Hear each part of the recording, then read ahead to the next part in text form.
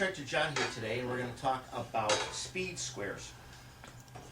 This is my Swanson Speed Square I've had forever, and I use this a lot for framing and stuff. And this is nice because it's small enough where it fits right in your back pocket to use. There's other brands available, and this is a smaller version. This is obviously much larger. You use this for if you've got wider boards, if you're doing stairs, stringers, or rafters or whatever. This one comes in handy because you've got a longer ability to mark out the longer line. So let's use this one for demonstrations because it's easier to read and stuff. Let's talk about some of the features of this speed square, and then we'll show you how to apply them. On all speed squares, in this corner here, it'll say pivot. Somewhere here with an arrow pointing to that corner. All right, that corner is your pivot point. That's an important area on the speed square. We'll get to why and everything in a minute. You have a ruler built onto the speed square. This one, because it's large, has got 12 inches here.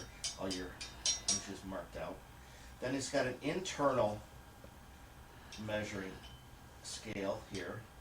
Okay, so if you set it down, you can mark inside. All right, and then you have all your degrees. 5, 10, 15, 20, and that works off using your pivot point. I'll show you how to do that, but the bottom scale is all your degrees. Then you've got, in here, you've got numbers for your hip and valley rafters, and here for your common rafters. We're not going to talk about rafters today. That'll be another video. We're just going to give you the basics of a speed square.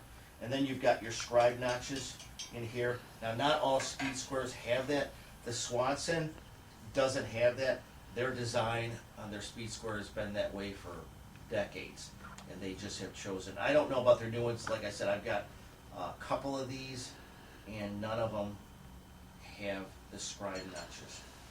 So if that's something you want to use, you'll have to go to a different brand. So, all right, now let me show you how this works. Right on the speed square, it's all flat, and there is a bumper on this one side. So use the bumper to lock against the edge of the wood. I'm using a Sharpie here just so it's easier, so you can see it on the camera, so it shows up. The lines will show up. So take your bumper, put it against the wood, and then you can draw your line for 90 degrees. Okay? And then you can flip it over. Again, use your bumper, and then you can do a 45-degree line, and that's already kind of like built into the square or whatever. Now, if you take a point on your wood and use your pivot point here, put it right on that line, and then swivel this square, keeping the pivot point on your mark, and then reading on the inside scale here, you can pivot this out and get the desired degrees. Like right now, we're using a pivot point, we're 45, we're reading 45 degrees, draw a line here, now that's 45 degrees. Okay, now if we wanted to go, let's say to 60 degrees, we would hold it right here, so it's the 60s showing right here, and then we would draw a line, again, keep it at pivot point to the same point, and then that'll be, and if we want to check, we come up, and we know this is automatically 45, and we're right on our line, and you can see we've got a 45-degree angle. So that works out really quick for 45s and for 90-degree marks and stuff. Now, one other thing is that we've got inside here, I said we got this inside ruler, if you will, and it's got markings at 2 inches, 3, 4, 5, it goes up to 8 1/4, that would be. So you can mark those if you've got to mark something quickly, easily, you can do that. You've also got the scale on this side, you can use that to mark your lines that way. One cool feature is this 2x4 is 3.5 inches wide. If we wanted to rip, let's say, 2 inches off here and make it 1.5 inches wide if we needed it for furring or something, we could come in and put our pencil in that scribe notch here at 2 inches, and then just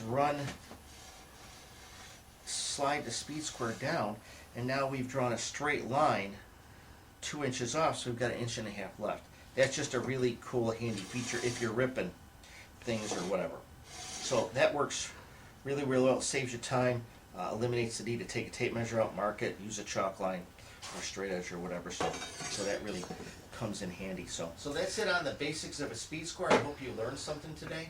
If you have any comments or questions, please visit my blog at contractorjohn.com.